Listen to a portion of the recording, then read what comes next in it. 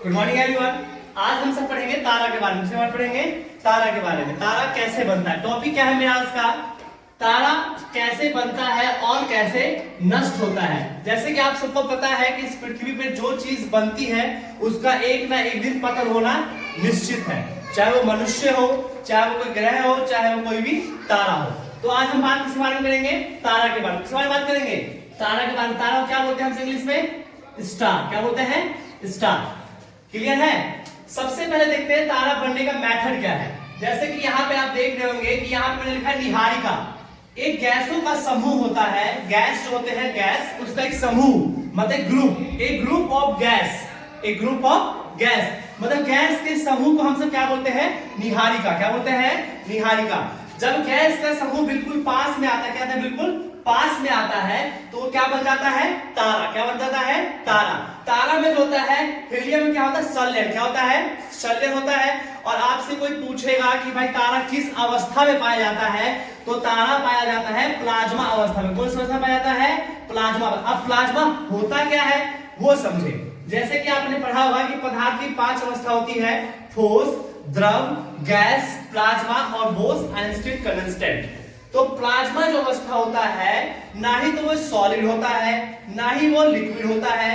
वो एक प्रकार से, जैसे कि मैं एग्जांपल के तौर पे बोलूं, जब खखार को आप फेंकते हो और उसको पानी फेंकते हो तो लिक्विड लिक्विड नहीं होता, लस लस जैसा होता है। तो लाइक प्लाज्मा मतलब तारा जो होता है वो प्लाज्मा के अवस्था में रहता है। क्लियर है पॉइंट? अब तारा के अंदर जैसे जैसे ईंधन कम होता है, जैसे जैसे क्या होता है? ईंधन कम होता है। तो जैसे जैसे ईंधन कम होगा तो तारा का आकार क्या होगा? बड़ा। क्या होगा? बड़ा। आप कहोगे सर किसी का ईंधन कम होता है तारा का आकार कैसे बड़ा हो जाएगा? तो आपने देखा होगा कि जब कभी भी आप आग जलाते हो और लकड़ी खत्म होने वाला होता है तो एकदम से भगभगा के आग ऊपर निकलता है और फिर तुरंत बुझ जाता है। बुझ जाता है। उसी प्रकार से जब तारा के अंदर का ईंधन क्या होगा? कम। क्या होगा? कम। इसका मतलब क्या है? कम। तो तारा का जो आकार क्या होगा? बड़ा। क्या होगा? बड़ा। तब क्या होगा? लाल। क्या हो जाएगा? जब गैस आपकी खत्म होने वाली होगी तो गैस बिल्कुल लाल जलता होगा। क्या जलता होगा? लाल जलता होगा। अब निहारिका गैसों के समूह से क्या बना? तारा। तारा का ईंधन कम हुआ तो क्या बना? आकार बड़ा हुआ तो क्या बना? लाल तारा। अगर लाल तारा मान लो अगर छोटा होता है 1.44 गुना किससे? तारा से छोटा अगर होगा तो क्या बनेगा? श्वेत वामन। क्या बनेगा? श्वेत वामन, सफेद तारा। क्या बनेगा वो? सफेद तारा। और फिर सफेद तारा के बाद क्या बन जाएगा वो? काला वामन। और काला वामन में तारा नष्ट। क्या तारा क्या जाएगा? नष्ट। ये कब होगा? जब ये 1.44 गुना छोटा किससे होगा? तारा से। तब। क्लियर है? चलिए अब सपोज करो कि इस लाल तारा जो है जब इसका ईंधन कम होता चला जाएगा, आकार बढ़ता चला जाएगा, अगर इसका आकार 1.44 गुना बड़ा होता है किससे? तारा से, तो क्या बनता है ये? अभिनव तारा। क्या बनता है ये? अभिनव तारा। क्या बनेगा ये? अभिनव तारा बनेगा। जब ये अभिनव तारा बनेगा तो इस अभिनव तारा में हम सब देखेंगे कि अभिनव तारा बनने के बाद इसके 4 कंडीशन होते हैं नष्ट होने के तारा के। पहला तो वो बन जाएगा न्यूट्रॉन, ठीक है, जिसमें कोई चार्ज ही नहीं होता है। दूसरा पल्सर कल्सर। पल्सर कल्सर क्या होता है? जो बहुत ही तेज स्पीड से घूमेगा, जो आपको दिखाई नहीं देगा, ठीक है। और तीसरा होता है ब्लैक होल। क्या होता है? बिल्कुल ब्लैक होल। ब्लैक होल के अंदर कुछ भी चीज आएगी तो नष्ट हो जाएगी। मतलब इस प्रकार से तारा बनता है। निहारिका गैसों के समूह से तारा बना। तारा के अंदर जैसे जैसे ईंधन कम होता जाएगा तारा का आकार बढ़ता चला जाएगा, तारा लाल तारा होगा। लाल तारा अगर छोटा होगा 1.44 गुना छोटा किससे? तारा से, तो वो श्वेत वामन। श्वेत वामन से क्या बनेगा? वो काला वामन। और लाल तारा अगर बड़ा होगा इससे 1.44 गुना बड़ा होगा तो अभिनव तारा। अभिनव तारा के 4 बिंदु न्यूट्रॉन, पल्सर, कल्सर और ब्लैक होल। क्लियर है? तो तारा कैसे बना? समझ में आया? गैसें के समूह को क्या बोलते हैं? निहारिका। निहारिका से क्या बना? तारा। तारा किस अवस्था में होती है? प्लाज्मा अवस्था में। प्लाज्मा क्या होता है? लिपिड। समझ में आ गया ना? जैसे नाक का वो और ठेका जो फेंकते हैं तो वैसे अवस्था होता है इसका तारा का। तारा में जैसे ईंधन कम होगा तो आकार क्या होगा? बड़ा। क्या होगा? बड़ा होगा। ये स्ट्रक्चर आपको समझ में आ गया होगा? आगे समझ में? चलिए आज के लिए इतना ही। अब नेक्स्ट वीडियो में हम दूसरी वीडियो बात करेंगे, ठीक है। चलिए अब हम बात करेंगे आकाश गंगा के बारे में। किसके बोलते हैं? आकाश गंगा क्या बोलते हैं? गैलेक्सी। क्या बोलते हैं? क्या बोलते हैं? गैलेक्सी बोलते हैं। आकाश गंगा क्या बोलेंगे? और आपकी कौन सी गैलेक्सी है? मंदाकिनी। कौन सी है? मंदाकिनी। कौन सी है? मंदाकिनी। जैसे मैंने यहाँ पे लिखा है कि आकाश गंगा में कितने तारे होते हैं? लगभग कितने होते हैं? 100 अरब। कितने तारे होते हैं? 100 अरब। कितने होते हैं? 100 अरब। अब आपसे कोई पूछे कि आकाश गंगा कहते किसको है, तो क्या बोलोगे? तारों के समूह को क्या कहा जाता है? आकाश गंगा। क्या कहा जाता है? आकाश गंगा। अब जैसे कि अभी आपको मैंने बताया कि आकाश गंगा में 100 अरब तारे होते हैं, तो टोटल आकाश गंगा कितने हैं? तो आकाश गंगा की संख्या कितनी है?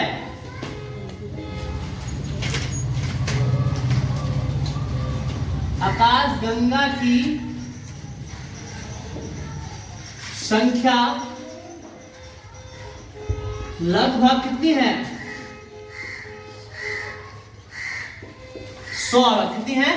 मतलब एक आकाश गंगा में 100 अरब तारे, और टोटल आकाश में कितने हैं? 100 अरब। कितने हैं?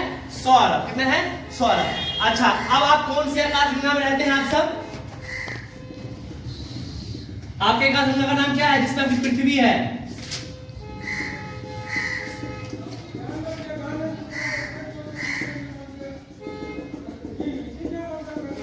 जो आपकी आकाश गंगा है उसका नाम क्या है? मंदाकिनी। क्या नाम है?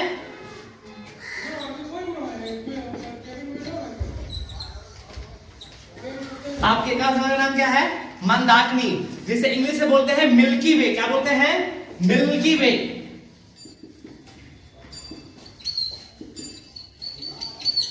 जिसका दूसरा नाम है दुग्ध मेखला। दुग्ध, ये आपकी आकाश गंगा है, जिस आकाश गंगा के अंदर क्या है? पृथ्वी। क्या है? पृथ्वी। क्या नाम है उसका? उसको मंदाकिनी बोलते हैं, मिल्की वे बोलते हैं, और दुग्ध मेखला भी बोला जाता है। दुग्ध मेखला भी बोला जाता है। देखो, पृथ्वी के सबसे निकट, अर्थ के जो सबसे निकट का तारा जो है वो कौन सा है? सूरज। कौन सा है? कौन सा है? सूर्य। क्या है? सूर्य। सूर्य एक तारा है। सूर्य क्या है? एक तारा। और सूर्य, एक सूर्य के बाद इसमें देखो, सूर्य हो गया, उसके बाद एक सबसे चमकीला तारा जो है, जो सबसे निकट पृथ्वी के है, जो सबसे चमकीला तारा क्या है? सबसे चमकीला तारा, सबसे चमकीला तारा, उसका नाम क्या है? साइरस। क्या नाम है? साइरस। इसको डॉग स्टार भी कहा जाता है। क्या कहा जाता है? Dog star. सबसे चमकीला तारा कौन सा है? साइरस। कौन सा है? साइरस। पृथ्वी के पास सबसे ज्यादा चमकीला तारा कौन सा है? साइरस। कौन सा है? साइरस। और सबसे निकटतम तारा कौन सा है? Proxima Centauri. कौन सा है? Proxima Centauri. क्या है? प्रॉक्सिमा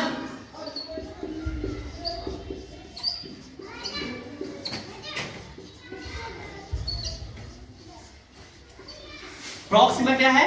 सेंचुरी, जो सबसे निकट है। सबसे क्या है? निकट है। क्लियर है?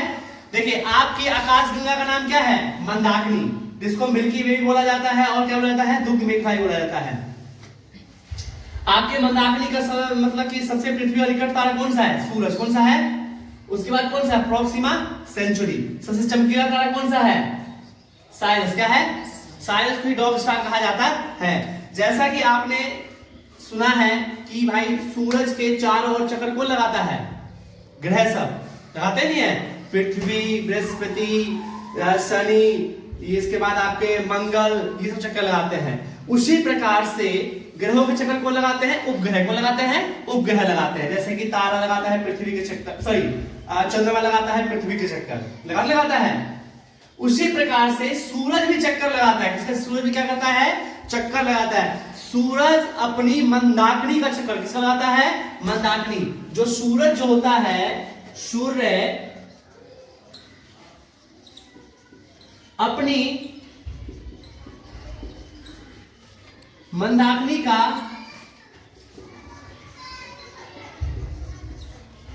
एक चक्कर 25 करोड़, कितने करोड़? 25 करोड़ में पूरा करता है। कितने करोड़ में? 25 करोड़ में पूरा करता है। आई बात समझ में? जिस प्रकार से सूरज के पृथ्वी चक्कर लगाता है और पृथ्वी का चंद्रमा चक्कर लगाता है, उस प्रकार से सूरज भी अपनी मंदाकिनी का चक्कर कितने दिन में पूरा करता है? 25 करोड़ में। कितने दिन में? 25 करोड़ में। अच्छा, अब इस 25 करोड़ को हम कहते क्या है? कौन सा साल बोलेंगे? Cosmic year. क्या बोलते हैं? Cosmic year. क्या बोलेंगे? Cosmic year. और जो आपके जो सूरज के जो पृथ्वी चक्कर लगा कितने दिन में? 365 दिन। इस 365 दिन को हम क्या बोलेंगे? क्या बोलेंगे? सोलर। क्या बोलेंगे? Solar year. क्या बोलेंगे? कोई दिक्कत? चलिए, अब इसके बाद आपसे कोई पूछे कि भाई सूरज की चाल क्या होती है, सूरज की चाल क्या है? जैसे सबकी स्पीड होती है ना, तो सूर्य की चाल,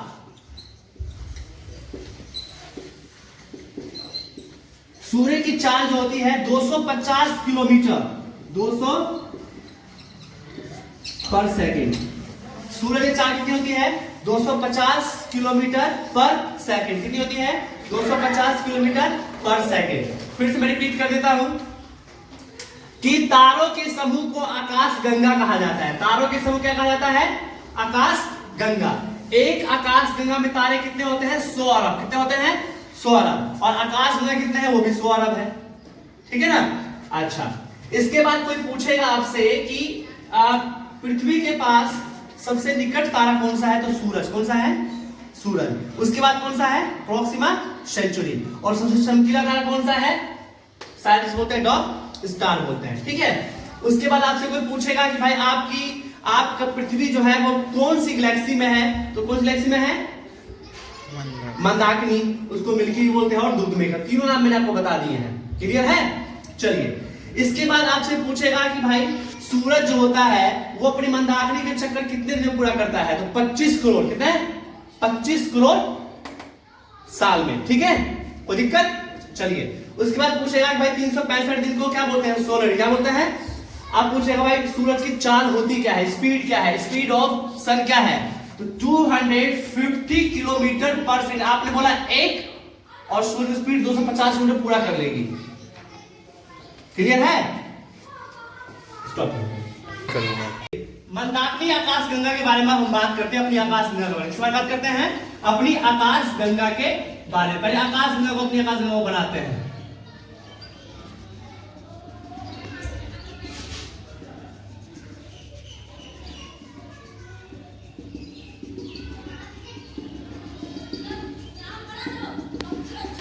ये क्या हमारी मंदाकिनी आकाश गंगा। सबसे पहले कोई आपसे पूछेगा कि मंदाकिनी आकाश गंगे का आकार क्या है, आकार कैसा है? क्या पूछेगा? आकार कैसा है? तो इसका आकार जो है वो सर्पिलाकार। कैसा है इसका? सर्पिलाकार। सर्पिलाकार आकार का हमारा क्या है? आकाश गंगा, मंदाकिनी आकाश गंगा। कैसा आकार है? सर्पिलाकार आकाश गंगा। कैसा है? सर्पिलाकार आकाश गंगा है। जैसे सबको पता है कि यहां पर सूरज क्या है हमारा? सूर्य। और सूर्य के चारों ओर चक्कर कौन लगाता है?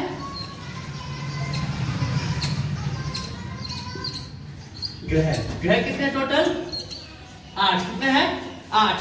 और ग्रह के चक्कर कौन लगाता है? नक्षत्र।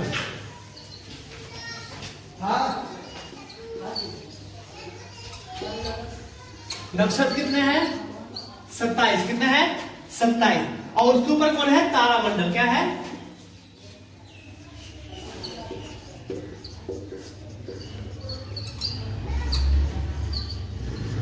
तारामंडल कितना है?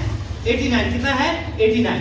फिर से रिपीट कर रहा हूं कि हमारे मंदाकिनी आकाश गंगे का जो आकार है वो सर्पिलाकार है। इसमें सूरज एक है, ग्रह कितने हैं? 8 है, नक्षत्र कितने हैं? 27 है, तारामंडल कितने हैं? 89। कितना है?